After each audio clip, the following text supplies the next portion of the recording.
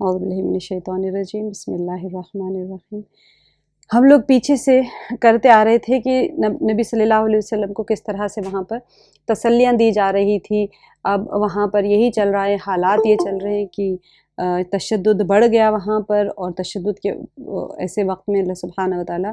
ان کو تسلیاں دے رہے نبی صلی اللہ علیہ وسلم کو، اور پھر دیکھ رہے تھے کہ کس طرح سے ان لوگوں نے فرشتوں کو اللہ کی بیٹیاں بنا کے رکھا ہوا تھا۔ تو آیت نمبر 71 سے میں صرف ترجمہ لے کے چلتی ہوں تاکہ تھوڑا سا آیت آج ہم کو اچھا نہیں آیت 71 تک بھی نہیں آئے تھے نا، 65 سے ہے ہماری آج، ٹھیک ہے، آیت نمبر 65 سے کرنا ہے نا، ٹھیک ہے۔ تھوڑا سا میں پیچھے سے لے لیتی ہوں تاکہ آپ لوگ کو تھوڑا کنٹینیوٹی آ جائے اس کی۔ آیت 55 سے ترجمہ لے لیتی ہوں میں۔ یہاں پر جو بتایا جاتا ہے اِنَّ هَذَا لَرِزْقُنَا مَا لَهُ مِن نِّفَادٍ۔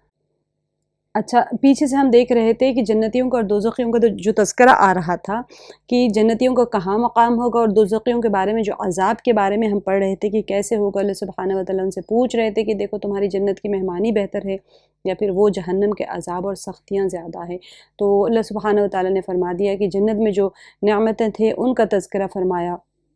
کہ کس طرح سے وہاں پر اللہ سبحانہ و تعالیٰ نیچی نظروں والی حوریں ہوں گی، ہم عمر حوریں ہوں گی۔ یہ ہے جس کا وعدہ تم سے حساب کے دن لیا جاتا تھا، یعنی کہ دنیا میں رہ کے بندے سے کہا جاتا تھا کہ نیکی کا عمل کرو، جو گراں گزرتا تھا۔ ڈیفینیٹلی دنیا میں رہ کے انسان کوئی کام کرنا چاہے تو اس کو تھوڑا سا مشکل تو لگے گا، لیکن جنت کے وعدے ہو رہے ہیں وہاں پر۔ تو اللہ سبحانہ و تعالیٰ نے فرمایا کہ بے شک روزیاں خاص ہمارا عطیہ ہیں جن کا بھی خاتمہ ہی نہیں۔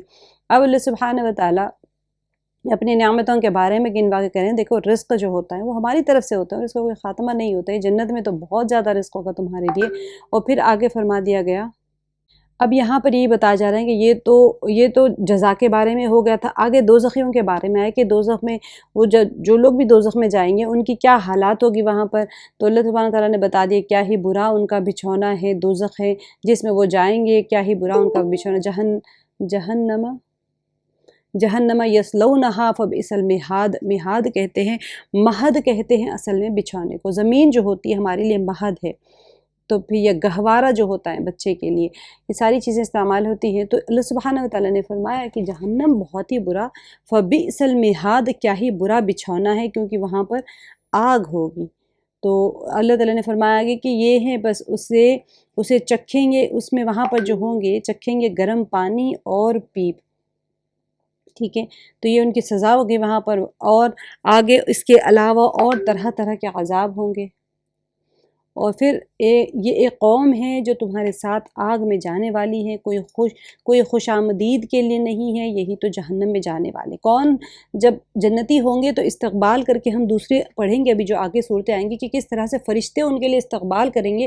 دوڑ دوڑ کر ان کو لے کے آئیں گے جنت کے دروازوں کے پاس۔ جسے آپ ویلکم کیا جاتا ہے تو آپ کو کھڑے ہوتے ہیں نا وہاں پر، آپ پارٹی میں کوئی آ رہے تو آپ ویلکم کرنے کے لیے کھڑے ہوتے ہیں وہاں پر۔ جا کے بہت زیادہ ویلکمنگ گیسٹ ہوتا ہے تو ہم جا کے گاڑی کا دروازہ بھی کھولتے ہیں، اور بہت زیادہ ویلکمنگ گیسٹ ہوتے ہیں تو ہم ان کے گھر کو گاڑی بھی بھیجتے ہیں۔ تو یہ پتہ چلتا ہے کہ وہ کتنے اسپیشل ہے۔ ایسے ہی جب جنتی جنت میں جائیں گے، اس سورے میں تو نہیں ہے، دوسرے صورتوں میں آپ دیکھیں گے کہ فرشتے دوڑ دوڑ کے ان کو استقبال کر رہے ہوں گے، جنت کے دروازوں کے پاس کھڑے ہوں گے، اور آگے جا جا کے ان کو لے کے آئیں گے۔ وہ استقبال ہوگا فرشتوں کی طرف سے۔ لیکن یہاں پر اللہ سبحانہ و تعالیٰ فرما رہے ہیں کہ یہ ایک ایسی قوم ہے جو جہنمی ہوں گے، جو جہنم میں جائیں گے، ان کے لیے کوئی استقبال نہیں ہوگا، کوئی خوش آمدید نہیں ہوگی، کیونکہ جہنمی ہے یہ لوگ۔ اور وہ کہیں گے کہ بلکہ تم ہی ہو جن کے لیے خوش آمدید نہیں ہے، تم ہی نے تو اسے پہلے ہی سے ہمارے سامنے لا رکھا تھا، بس رہنے کی بڑی بری جگہ ہے۔ اب یہاں پر ایک دوسرے کو پھر یہ لوگ الزام دیں گے، وہ اب دو فریق جو ہم پیچھے سورے میں پڑھ لیے تھے کہ دو فریق ہوں گے آپس میں، جہنمی ایک دوسرے کے اوپر الزام تراشی کر رہے ہیں کہ تمہاری وجہ سے ہم یہ آ گئے۔ وہ لوگ کہیں گے کہ پیچھے ہم نے پڑھ لیا تھا کہ وہ کہیں گے کہ تم اپنی کوتاہیوں کی وجہ سے آئے تھے، ہمیں کیا پتہ، ہم نے تو تمہیں نہیں کہا تھا۔ تو پھر یہ لوگ کہہ رہے ہوتے کہ تم نے صبح شام، تم نے ڈائریکٹ ہمیں گمراہ تو نہیں کیا، لیکن صبح شام ہمارے پیچھے پڑے رہتے تھے کہ یہ راستے پہ نہ چلنا۔ پھر وہ جو دوسرا فریق، لیڈرز کا جو فریق تھا، وہ خود افسوس کر کے کہیں گے ہم خود گمراہ تھے، ہم خود غلط راستے پہ تھے، تو ہم تمہیں کیسے سیدھا راستہ دکھاتے، تو ہم جس راستے پہ چل رہے تھے ہم نے تمہیں اسی طرف بلا لیا۔ تو یہ ہر وقت ہر سورے میں آپ دیکھیں گے تقریباً جہاں جہاں جہنمیوں کے تذکرے آئیں گے وہاں پر یہ چیز کا بھی ذکر آئے گا کہ وہ آپس میں جھگڑے کیسے ہوں گے، بلکہ بعض صورتوں میں آپ دیکھیں گے مکی صورتوں میں کہ شیطان کے ساتھ میں بھی انسان جھگڑ رہا ہوگا کہ تیری وجہ سے تو میں آج یہاں پر آ گیا۔ شیطان کہے گا کہ میں نے تجھے تھوڑی گمراہ کیا تھا، تو اپنی مرضی سے میرے راستے پہ چلا، میں نے تو نہیں کہا تھا میرے راستے پہ چلنے کے لیے۔ تو یہ کیونکہ معبودان جس کو معبود بنائے ہوں گے، پتھروں کو، بتوں کو، لکڑیوں کو، ان سے بھی جھگڑا ہوگا۔ پتھر بت لکڑی کہے گا میں نے کب کہا تھا کہ میری عبادت کرو، تو میں تو خود اللہ کا بنا ہوا مخلوق ہوں، مجھے کیسے کہا تم نے معبود بنا لیا۔ یہ ساری چیزیں اللہ سبحانہ وتعالیٰ پیش کرنے کے بعد میں پھر سوال بھی بڑے اچھے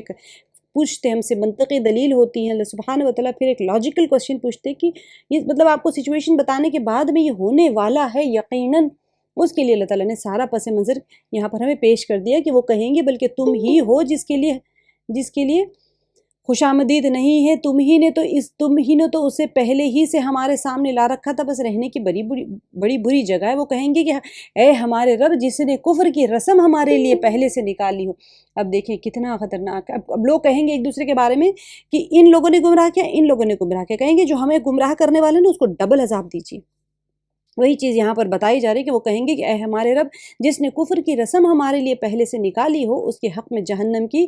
دگنی سزا دیجیے۔ اور جہنمی کہیں گے کیا بات ہے کہ وہ لوگ ہمیں دکھائی نہیں دیتے جنہیں ہم برے لوگوں میں شمار کرتے تھے، یعنی کہ جو دنیا میں وہ سمجھتے تھے کہ مومن جب دعوت دیا کرتے تھے تو ان کو یہی سمجھتے تھے کہ یہ لوگ تو غلط راستے پہ ہیں، یہ تو ہمارے بتوں کی تردید کرتے ہیں، ان کا انکار کرتے ہیں، ان کو گالیاں دیتے ہیں، یہ تو دنیا میں بھی پریشانی میں ہوں گے اور آخرت میں بھی پریشانی میں ہوں گے۔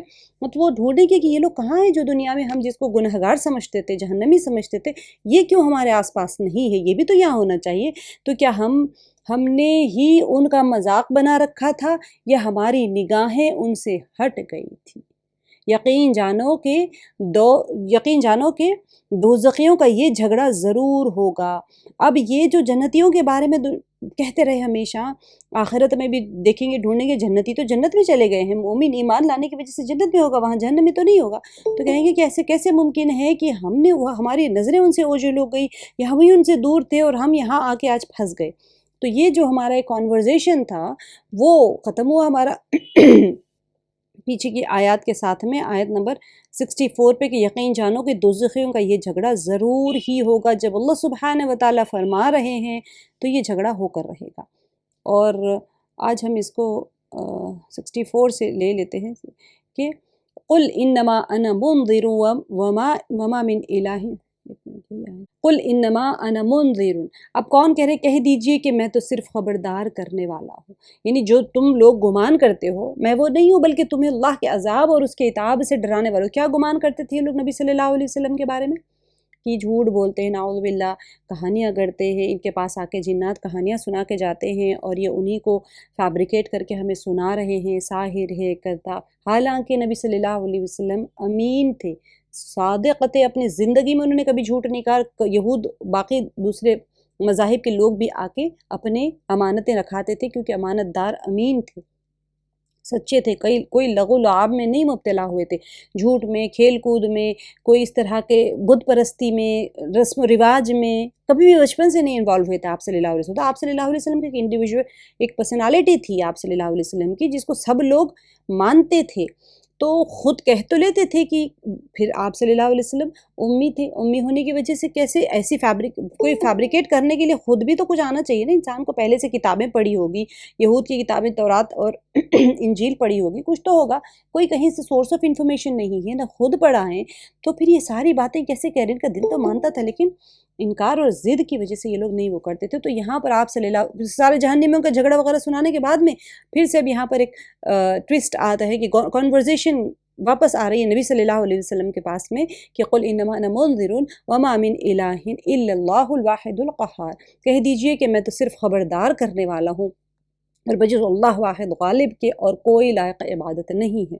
وما من الہ الا اللہ الواحد القہار۔ تو یہاں پر یہ جو مشرکین کا سارا جھگڑا سارا بتا دیا، وہ سب کچھ کرنے کے بعد میں نبی صلی اللہ علیہ وسلم کی طرف کانورزیشن سوئچ ہو رہا ہے اور آپ صلی اللہ علیہ وسلم فرما رہے ہیں کہ دیکھو میں وہ نہیں ہوں جو تم میرے بارے میں افطرا کرتے پھر رہے ہو، میں تو تمہیں ڈرانے کے لیے آیا ہوں۔ تو رب السماوات، اب اللہ تعالیٰ کی وحدانیت، اللہ تعالیٰ واحد ہے اور قہار ہے، تو یہ یہاں پر بتانے کے بعد میں اللہ سبحانہ و تعالیٰ کی صفات بتائی جا رہی ہیں کہ رب السماوات والارض وما بینہما العزیز الغفار، جو پروردگار ہیں آسمان کا اور زمین کا اور جو کچھ ان کے درمیان ہے، آسمان اور زمین کے بیچ میں جو کچھ بھی ہے نا، سب کا خالق اللہ سبحانہ و تعالیٰ ہے، اور وہ رب کیسا ہے؟ ایک اکیلا بھی ہے اور قہار بھی ہے، یہ وہی لائق عبادت ہے۔ اور پھر وما بینہما العزیز الغفار، وہ زبردست اور بڑا بخشنے والا ہے۔ دیکھیں عزیز والی ایسی صفت ہے کہ پکڑنے پہ آئے تو پھر زبردست ہے کہ اس کی پکڑ سے کوئی بچ نہیں سکتا۔ ساتھ میں اللہ سبحانہ و تعالیٰ کی صفت بیان کر دی گئی ہے کہ وہ غفار بھی ہے، غفور، معاف کر، بہت زیادہ معاف کرنے والا اور بخشنے والا بھی ہے، کہ اگر تم نافرمانی کرو گے تو اس کی پکڑ سے بچ نہیں سکتے، لیکن اگر تم توبہ کر کے رجوع کر لو گے تو بہت زیادہ بخشنے والا ہے۔ کوئی انسان میں یہ دو صفات ایک وقت شامل نہیں ہو سکتے، ہے نا۔ اگر اب جسے واحد القہار کہا گیا ہے، اگر ایک ہے انسان، اگر کوئی بھی انسان اگر سمجھے کہ میں پروردگار ہوں، اگر وہ کہہ دے تو پھر وہ اس کے اندر ایک تکبر آ جاتا ہے۔ لیکن اللہ سبحانہ و تعالیٰ کی صفات جو کمبائن کر کے دیے جاتے ہیں نا، اس کو دیکھیں عزیز بھی ہے، غفار بھی ہے، کہ زبردست ہے۔ جو بادشاہ ہوتا ہے نا، جابر بادشاہ جو ہوتا ہے، اس کے دل میں رحم دلی نہیں ہوتی، ایک وقت، ایک ہی وقت میں وہ جبار بھی نہیں ہوتا، یعنی جابر اور پاورفل نہیں ہوتا ہے کہ پکڑ میں آ جائے تو پھر اس کے اندر وہ غصہ اور قہر ایسا ہوتا ہے کہ پھر وہ معاف نہیں کرتا۔ انسان چلے بادشاہوں کی طرف نہ جائیں، آپ کی طرف، آپ اپنی ذات کی طرف اگر نوٹ کر لیں گے نا، جب آپ کو بہت زیادہ غصہ آتا ہے اس وقت آپ معاف نہیں کر پاتے۔ دونوں صفت ایک وقت نہیں، انسانوں کے اندر نہیں ہو سکتی۔ یہ صرف اور صرف اللہ سبحانہ و تعالیٰ کی خصوصیات میں سے ہے کہ اللہ سبحانہ و تعالیٰ ایک وقت عزیز بھی ہے، زبردست بھی ہے، پکڑ کرنے آئے تو چھوڑتے نہیں ہیں، اور غفار بھی ہے، جب معاف کرنے آئے تو بڑے سے بڑے گناہوں کو معاف فرما دیتے ہیں۔ بھلے انسان کتنا ہی نافرمانی کرنے کے بعد میں سب سجدے میں گر کے فوراً اللہ سے معافی مانگے، اللہ تعالیٰ فوراً معاف کر دیتے ہیں۔ قل هو نبأ عظیم، آپ کہہ دیجیے کہ یہ بہت بڑی خبر ہے، یعنی کہ میں تمہیں جس عذاب اخروی سے ڈرا رہا ہوں، توحید کی دعوت دے رہا ہوں، یہ بڑی خبر ہے۔ کیونکہ نبی صلی اللہ علیہ وسلم جب سناتے تھے لوگ استہزاء کرتے تھے اس زمانے میں، تو آپ صلی اللہ علیہ وسلم فرما رہے ہیں کہ تم جس سے غفلت برت رہے ہو، جس سے تم بچ رہے ہو، یہ ایسے نہ کرو تم لوگ، اس پر توجہ دینے اور سنجیدگی سے غور کرنے کی ضرورت ہے۔ آپ صلی اللہ علیہ وسلم کو بہت تکلیف ہوتی تھی، آپ صلی اللہ علیہ وسلم لوگوں کو بہت زیادہ دعوت کی طرف بلاتے رہتے تھے، اللہ سبحانہ و تعالیٰ کی وحدانیت کی طرف بلاتے رہتے تھے۔ انتم عنہ معرضون، جس سے تم بے پرواہ ہو رہے ہو، یعنی کہ جو یہاں پر بتایا جا رہا ہے کہ قل هو نبأ عظیم انتم عنہ معرضون، یہ کوئی معمولی چیز نہیں جس سے تم بے پرواہ ہو رہے ہو۔ آپ کہہ دیجئے کہ یہ بہت بڑی خبر ہے جس سے تم بے پرواہ ہو رہے ہو، یعنی کہ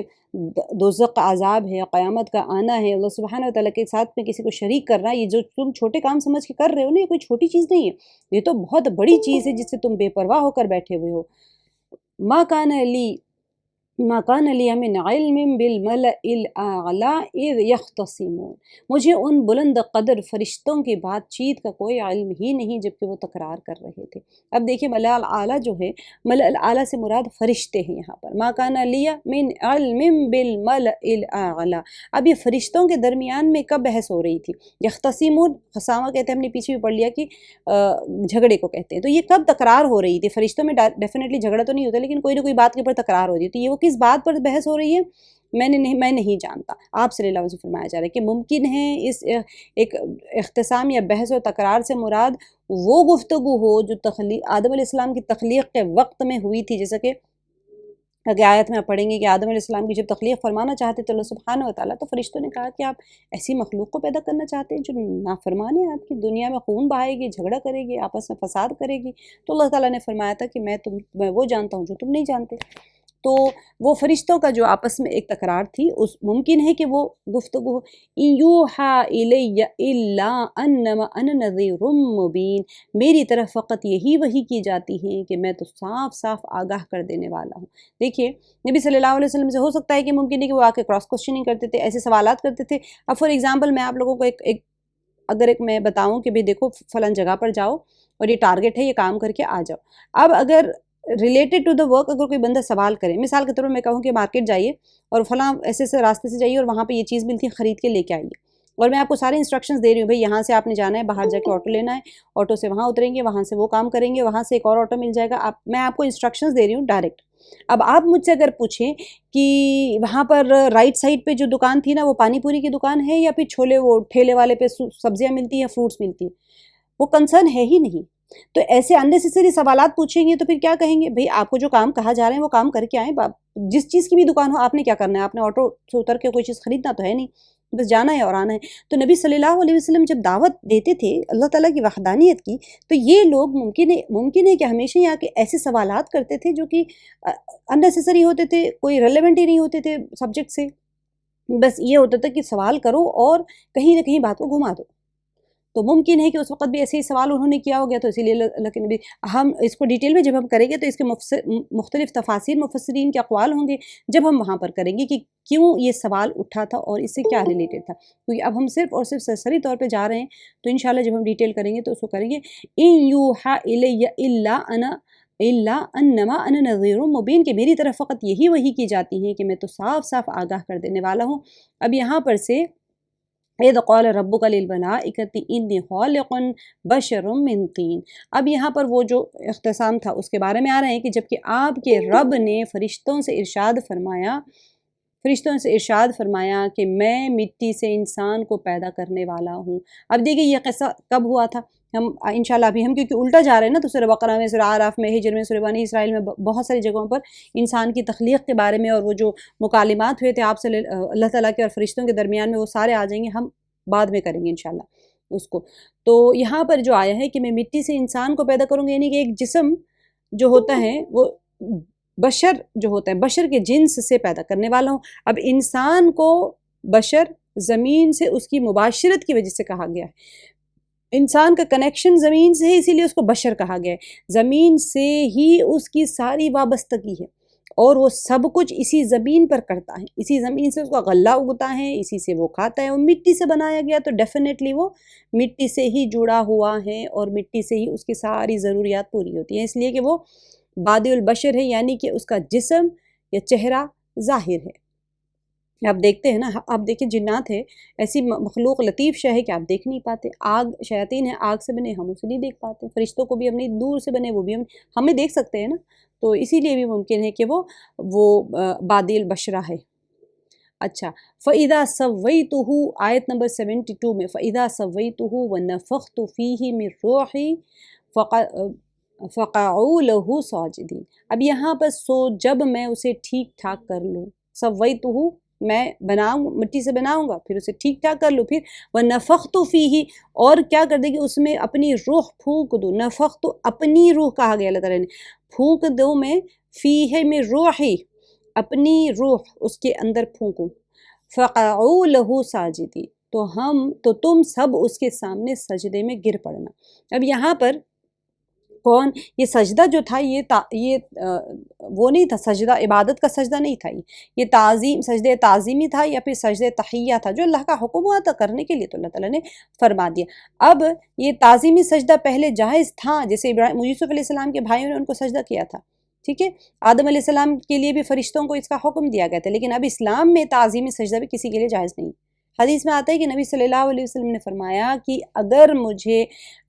جائز ہوتا تو سجدہ کرنا جائز ہوتا تو میں عورت کو حکم دیتا کہ وہ اپنے خاوند کو سجدہ کرے. اتنی اہمیت ہے، جس کو ہم آسان سمجھ کے بیٹھے ہیں. فَسَجَدَ الْمَلَائِكَةُ كُلُّهُمْ أَجْمَعُونَ، تو کیا ہوا، اللہ تعالیٰ نے جب آدم علیہ السلام کو پیدا کیا، سجدہ کرنے کا حکم دیا، تو فسجد الملائکۃ، چنانچہ تمام فرشتوں نے سجدہ کیا. کلہم اجمعون، تو یہ انسان کا دوسرا شرف ہے کہ اسے کس نے سجدہ کیا؟ وہ مسجود ملائکہ بنایا گیا، فرشتوں سے سجدہ کروایا گیا، یعنی فرشتے جیسی مقدس مخلوق نے انسان کو تعظیماً سجدہ کیا اللہ کے حکم سے. الا ابلیس، مگر ابلیس نے نہیں کیا سجدہ. استکبر وکان من الکافرین، اب وہ کیا ہوا، اس نے تکبر کیا. اب اگر ابلیس کو صفات ملائکہ سے اگر ہم جوڑ دینا، متصف مانا جائے کہ صفت ملائکہ تو وہ تھا نہیں، میں آپ کو بتاؤں گی جب ہم سورہ بقرہ کریں گے تو اس وقت کہ ابلیس اوپر آسمانوں میں کیسے پہنچا، وہ زمین پہ تھا نا، فرشتے نور کی بنی ہوئی مخلوق ہے، اور ابلیس آگ سے بنا ہوا جناتوں میں سے ہے. تو یہاں پہ دنیا میں جنات رہتے تھے، وہ آسمانوں پہ کیسے چلا گیا ابلیس، اور وہ عزازیل کیسے بن گیا، ہم انشاءاللہ جہاں اس کا ڈیٹیل میں آئے گا تو میں آپ کو وہاں پر بتاؤں گی. اب یہ جو ابلیس ہے نا، اس کو اس کی جو صفات ملائکہ سے اگر ہم جوڑیں، ٹھیک ہے، تو یہ کیا ہو جائے گا، یہ ایسے ہو جائے گا کہ جو حکم فرشتوں کو دیا گیا وہی حکم ابلیس کے لیے بھی ہوا، لیکن جیسے کہ کہتے ہیں نا کہ ہاں ہم کہتے ہیں استثناء متصل، یعنی کہ ابلیس اس حکم سجدے میں داخل ہوگا، ٹھیک ہے، لیکن وہ ابلیس کے لیے حکم تھا ہی نہیں، وہ اصل تو وہ حکم تھا فرشتوں کے لیے، ٹھیک ہے۔ اسی وجہ سے بھی یہاں پر جو بتایا جاتا ہے کہ مگر اس نے تکبر کی وجہ سے انکار کر دیا۔ اب یہ کیا ہوا تھا، اس حکم میں داخل نہیں تھا لیکن آسمان پر رہنے کی وجہ سے اسے بھی حکم دیا گیا، وہ فرشتہ تو تھا نہیں، اللہ تعالیٰ نے حکم دیا تھا فرشتوں کو، تو فرشتوں میں نہیں تھا، لیکن کیونکہ آسمان پہ رہتا ہے سب فرشتے سجدہ کر رہے تو اس کو بھی کرنے گئے، لیکن اس نے کیا نہیں، اس نے تکبر کر دیا۔ اب یہاں پر دیکھیے الا ابلیس استکبر وکان من الکافرین، اور وہ کیا ہو گیا، وہ کافروں میں سے تھا۔ آگے فرمایا قال یا ابلیس ما منعک ان تسجد لما خلقت بیدی، تو اللہ تعالیٰ پوچھنے لگے کہ اللہ تعالیٰ نے فرمایا کہ اے ابلیس، قال یا ابلیس، اے ابلیس، ما منعک، تجھے کس چیز نے سجدہ کرنے سے کس چیز نے روکا، ان تسجدہ، تجھے سجدہ کرنے سے، لما خلقت بیدی، جسے میں نے پیدا کیا اپنے ہاتھوں سے،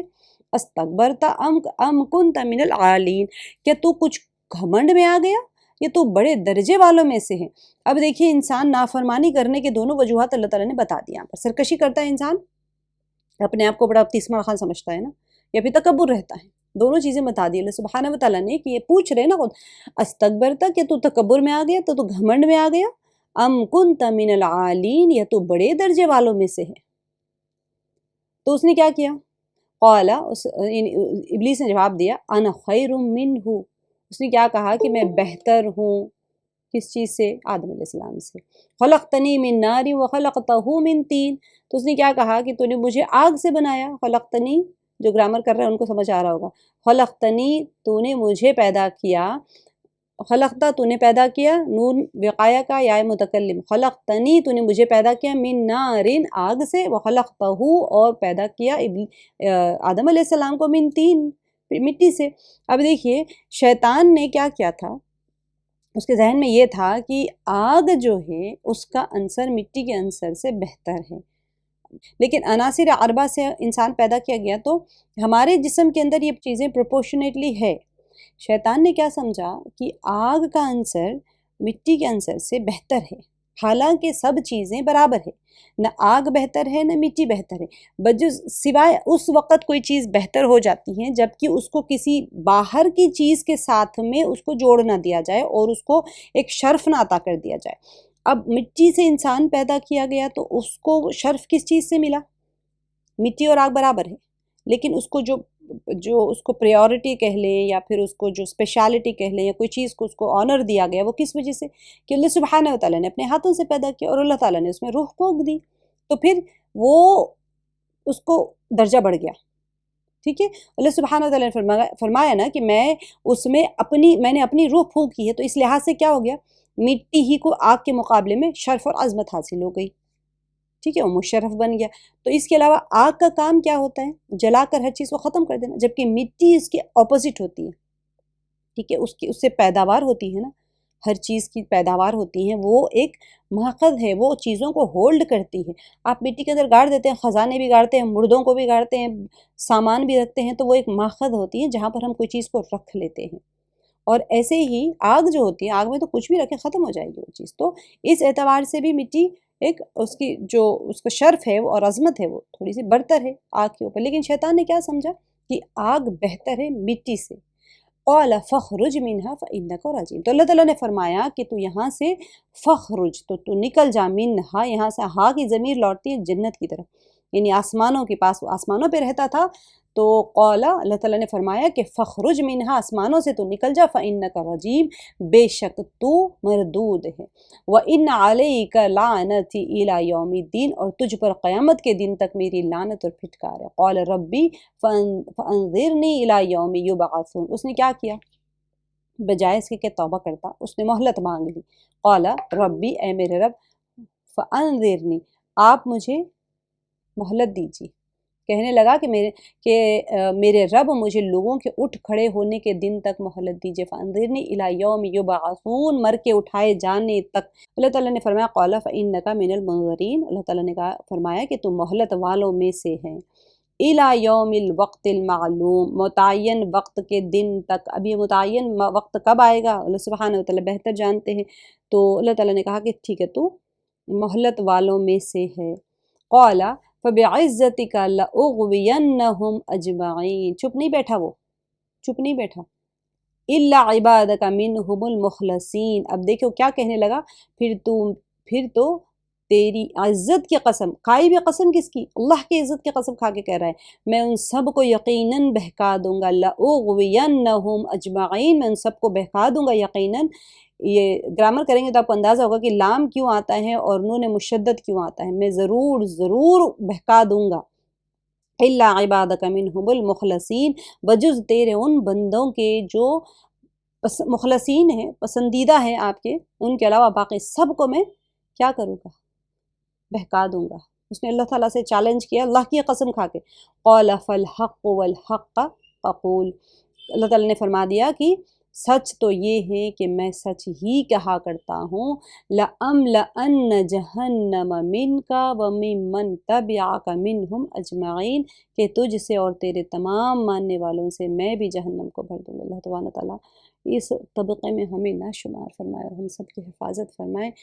لَأَمْلَأَنَّ سے مراد بھری جائے گی، تو جہنم کو جب بھرا جائے گا تو سارے کے سارے ڈالنے کے بعد میں بھی جہنم کہے گی چیختے ہوئے کہ اور مجھ میں ڈالیے، میرے اندر بہت جگہ ہے۔ تو اللہ سبحانہ و تعالیٰ ہماری حفاظت فرمائے کہ جس حق کی بات سے اللہ تعالیٰ فرما رہے ہیں، قال فالحق والحق اقول، فرمایا سچ تو یہ ہے اور میں سچ ہی کہا کرتا ہوں کہ تجھ سے اور تیرے تمام ماننے والوں سے میں جہنم کو بھر دوں گا۔ قل ما اسألکم علیہ من اجر وما انا من المتکلفین۔ اب یہاں پر پھر سے نبی صلی اللہ علیہ وسلم کی طرف سوئچ آن ہو گیا کانورزیشن کہ کہہ دیجئے کہ میں تم سے اس پر کوئی بدلہ طلب نہیں کرتا، کیونکہ مشرکین مکہ ہے، ان کو دعوت دی جا رہی تھی۔ اب ان لوگوں کو، یہ لوگ جو گمراہی کا راستہ پکڑ کے بیٹھے ہوئے ہیں اور کہہ رہے تھے کہ ہم حق راستے پہ ہیں، تو بیچ میں سارا واقعہ شیطان کی نافرمانی کا بتا دیا کہ تم جس راستے پہ چل رہے ہو وہ کوئی حق راستہ نہیں ہے، وہ تو شیطان کا راستہ ہے جس پہ تم چلو گے، اور اگر تم چلو گے تو اس نے تو شیطان نے اللہ تعالیٰ سے چیلنج کیا، وہ جہنم میں جائے گا، تم اس کو فالو کرو گے تو تمہارا بھی ٹھکانہ وہی ہوگا۔ اس کے بعد میں پھر سے فرمایا کہ قل ما اسألکم علیہ من اجر وما انا من المتکلفین، کہہ دیجئے میں تم سے اس پر کوئی بدلہ طلب نہیں کرتا۔ کوئی انسان کوئی کام کر رہا ہو تو آپ کہیں کہ فائدہ کچھ نہ کچھ تو بدلہ لے لے تو لگے گا کہ ہاں بھائی ان کا بھی تو کچھ فائدہ ہو رہا ہے نا۔ جو اللہ تعالیٰ، نبی صلی اللہ علیہ وسلم، میں تو تم سے کوئی اجر بھی نہیں مانگ رہا ہوں، پھر تم کیوں اللہ کی دعوت سے دور ہو رہے ہو؟ میں تو تمہیں جنت کی طرف بلا رہا ہوں، میں تو اللہ کے دین کی دعوت دے رہا ہوں، تو اور نہ میں تکلف کرنے والوں میں سے ہوں۔ دیکھیے تکلف سے کیا ہوتا ہے، یعنی اپنی طرف سے گڑھ کر اللہ کی طرف ایسی بات منسوب کر دوں جو اس نے نہ کہی ہو، یا نہ تمہیں ایسی بات کی طرف دعوت دوں جس کا حکم اللہ تعالیٰ نے مجھے نہیں دیا۔ نہ میں اللہ پر جھوٹ باندھ سکتا ہوں، نہ میں تمہیں ایسی بات کی طرف بلاتا ہوں۔ یہی تکلفات ہوتی ہیں جو کہ اس کی تشریح بہت لمبی ہے، لیکن بس یہی ہے کہ ہم جو کر رہے ہیں کام اپنی روزانہ کی زندگی میں، اس میں بھی جیسا آتا ہے کہ ہم بھی بڑے تکلفات میں پڑ گئے۔ رسول اللہ صلی اللہ علیہ وسلم نے مہمان کے لیے تکلف کرنے سے نارمل ہماری زندگیوں میں سادگی لانے کی کوشش کرنا چاہیے، کہ نبی صلی اللہ علیہ وسلم نے فرمایا کہ نہینا عن التکلفی، کہ ہمیں تکلف سے منع کیا گیا ہے۔ حضرت سلیمان رضی اللہ عنہ کہتے ہیں کہ نہانا رسول اللہ صلی اللہ علیہ وسلم ان نتکلف للضیف، کہ ہمیں رسول اللہ صلی اللہ علیہ وسلم نے مہمان کے لیے تکلف کرنے سے منع فرمایا۔ تکلف سے کیا معلوم ہے کہ لباس ہے، خوراک ہے، رہنے کی جگہیں ہیں، یا پھر کوئی ایسے معاملات میں تکلفات جو آج کل کیا ہو گیا، معیار زندگی بلند۔ اچھا اس کو کہتے کیا ہیں ہم؟ اسے ہم کہتے ہیں سلیقہ۔ سلیقے میں اور تکلفات میں بہت فرق ہوتا ہے نا۔ ہم ہر وہ چیز کو اپنی زندگیوں میں شامل کر رہے ہیں جس کی ضرورت نہیں ہے، سادگی سے بھی جو کام ہو سکتے ہیں، کہتے ہیں بڑے سلیقے کے لوگ ہیں بھئی، گھر میں داخل ہو رہے ہیں، مثال کے طور پہ آپ بیکار کے رسم و رواج تو ہم کر ہی رہے ہیں، سب سے پہلے تو وہ رسم و رواج کو کٹ کرنا چاہیے جو شادیوں میں ہو رہے ہیں۔ پھر آپ وہاں پر کھڑے ہوئے دروازے کے پاس میں کیا پھول دے رہے ہیں جو کہ یہاں سے لیے اور وہاں جا کے پھینک دیتے ہیں، 5 منٹ کا کھیل ہے وہ. اس کے بعد میں وہ ہلدی لگا رہے ہیں اور پتنی ہاتھ کو ہلدی لگا رہے ہیں، کہہ رہے بڑے بڑے سلیقے والے، سر کے اوپر وہ پکڑ رہے ہیں، گھونگھٹ پکڑتے ہیں، اور جو جو بھی کام کر رہے ہیں نا، لوگ کہہ رہے ہیں کہ یہ بڑے سلیقے مند ہے، بڑے طریقے پسند ہے، حیدرآباد کا یہی رواج ہے. کس نے پیدا کیا یہ رواج؟ ہاں عطر لگائیں، ٹھیک ہے، کوئی آ رہا ہے آپ سب کو ہاتھ پہ عطر لگائیں، خوشبو سے اہتمام، بس ختم. لیکن جو چیزوں کو ہم نے اپنی زندگیوں میں داخل کر لیے ہیں سلیقے کے نام پر، یہ تکلفات ہیں. مہمان آ رہے ہیں، 10 قسم کے سامان آپ دستور مہمان نوازی ضرور کریں، لیکن پیچھے دیکھیں، آپ آگے کی آیات میں دیکھیں گے کہ نیت کا کتنا بڑا عمل دخل ہو جاتا ہے اس کے اندر، کہ اگر آپ یہ سوچ رہے ہیں کہ بھئی مہمان کیا کہیں گے کہ ہم نے ان کو کیا پیش نہیں کیا، ہم ان کے گھر میں تو ان کو تو پکانے نہیں آتے، یہ تو سلیقہ مندی نہیں ہے، کچھ نہیں آتا، مہمان آئے تو ذرا کچھ کھلا کے بھیجا دیا، یا پھر آپ یہ سوچ رہے ہیں کہ اللہ کی رضا کے لیے میں کر رہی ہوں، دونوں میں بہت فرق آ جاتا ہے. تو وہ چیزوں سے نبی صلی اللہ علیہ وسلم کو بھی منع کیا گیا ہے کہ وہ باتیں نہ بنائیں، لوگوں کو اس طرح کی چیزوں کی طرف نہ ابھاریں جس کی شرعاً کو اجازت بھی نہیں ہے. تو اسی لیے یہاں پر قل ما اسألکم علیہ من اجر وما انا من المتکلفین، تو کوئی سوال بھی نہیں کرتے محنت کا، اور تکلف کی باتیں بھی نہیں کرتے، کہ ایسی باتیں نہیں بولتے جو اللہ کی طرف، یعنی اللہ تعالیٰ کے اوپر جھوٹ باندھنے والی ہو، جو اللہ نے حکم نہیں فرمایا ہے. ان ہوا الا ذکر للعالمین، یہ تو تمام جہان والوں کے لیے سراسر نصیحت اور عبرت ہے. یعنی کہ جو قرآن ہے یا وحی ہے یا پھر دعوت کا کام ہے، جو کچھ بھی نبی صلی اللہ علیہ وسلم فرما رہے ہیں، ان ہوا الا ذکر للعالمین، تو یہ دنیا بھر کے انسانوں اور جنات کے لیے نصیحت ہے، بشرطے کہ کوئی اس سے نصیحت حاصل کرنے کا قصد کرے. وَلَتَعْلَمُنَّ نَبَأَهُ بَعْدَ حِينٍ، یقیناً تم اس کی حقیقت کو کچھ ہی وقت کے بعد صحیح طور پر جان لو گے. دیکھیے قرآن نے جن چیزوں کو بیان کیا، جو وعیدیں فرمائی ہیں، اگر فرمایا کہ دیکھو نیکی کا کام کرو گے تو جنت ہے، جو گناہ کے کام کریں گے، دھوکہ زنی کریں گے، شرک کریں گے، کفر کریں گے تو اس کے لیے جہنم ہے. تو یہاں پر وہی چیز کی طرف اشارہ، لَتَعْلَمُنَّ نَبَأَهُ بَعْدَ حِينٍ، یقیناً تم اس کی حقیقت کو کچھ ہی وقت کے بعد، یعنی کہ اگر انسان کو قیامت آ جائے گی تو وہ جان لے گا، ورنہ موت سے تو وہ جان ہی لے گا کہ ہاں میں نے کیا کیا تھا دنیا میں. اگر میں نے اپنا وقت ضائع کر لیا تھا تو پھر میرے ہاتھ میں کچھ بھی نہیں ہے. آج میں اپنا وقت دنیا میں ضائع کر کے آ گیا ہوں اور میرے پاس کچھ بھی نہیں. اس کے ساتھ ہی ہمارا سورہ صاد ختم ہوتا ہے. الحمدللہ رب العالمین، اللہ تعالیٰ کا بہت بڑا کرم ہے. 28 آیات کا سورہ صاد تھا. اب ہم سورہ زمر شروع کریں گے انشاءاللہ.